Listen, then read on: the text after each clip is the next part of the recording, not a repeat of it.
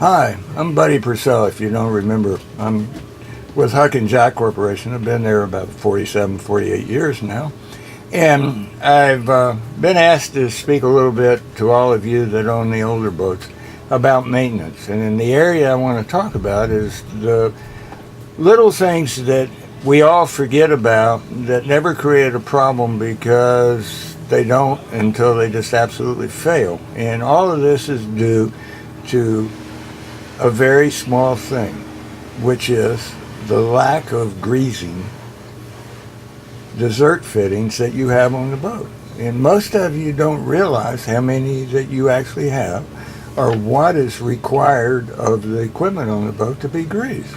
So I want to go over a few of them, starting with the rudders. On top of the rudders is a grease fitting, and that grease fitting lubricates the shaft that goes down that holds your rudders on the back of the boat. Moving through the boat, the other areas that we hide things but you need to pay attention to would be like in the V-drive compartments, which on most of the boats are underneath a berth or higher or hidden underneath the floor.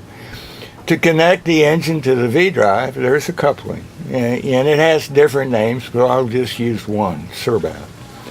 And it's a very, very finely machined coupling that fits together, that has a sleeve, and on most of them there is a plug, and some of them have grease fittings. That coupling needs to be greased because what happens as the motor spins the shaft, the grease gets slung out, and then the coupling starts to rust due to the humidity and everything that's happening in where it's located. And then when it does that, then it fails. The teeth fail. And it's one of those things that most people never think about because it never gives any trouble.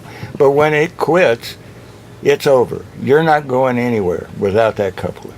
Moving on forward or just staying in the engine compartment, realize that the older boats having push-pull cables and rods of that nature, all of those pieces of equipment back there need to be lubricated. And people forget about it, they get salt on it, they corrode up, and then they don't operate anymore. Every shiv in the boat that controls both the gears and throttles and steering need to be lubricated and made sure they're free. A lot of people don't even realize where they all are, and they don't care because they've never had a problem. I'm on a 53-foot Huckins, and it's the typical condition of cable over steering. But if you follow my hand and I go under the bottom of the steering wheel, right there is a grease fitting. And most people didn't even will ever know that it's there. What does it do? Well, it lubricates the shaft from the helm, which is a shaft that goes all the way through, to another pulley on the inside that has a sprocket that controls your steering. So if you think that over the years that it's never been greased, we're turning metal on metal. If you put a little grease in it, the wheel spins a lot freer.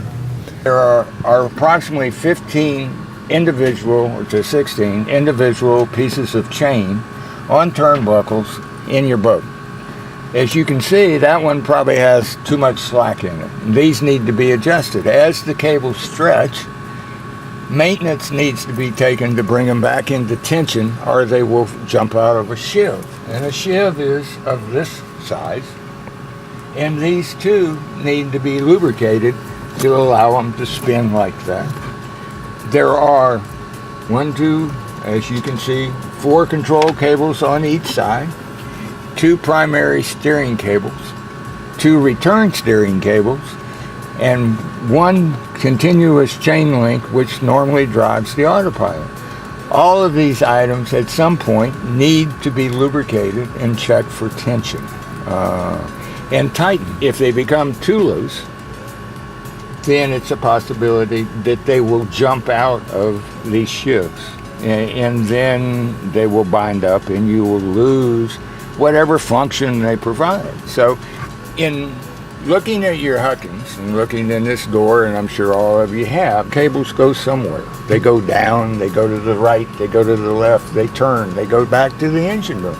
And along those runs, it becomes necessary for you just to check the cables to make sure that they haven't frayed or rusted through, because What we want you to do is go out and enjoy your boat and have a great trip and come back, without a horror story about this broke or that.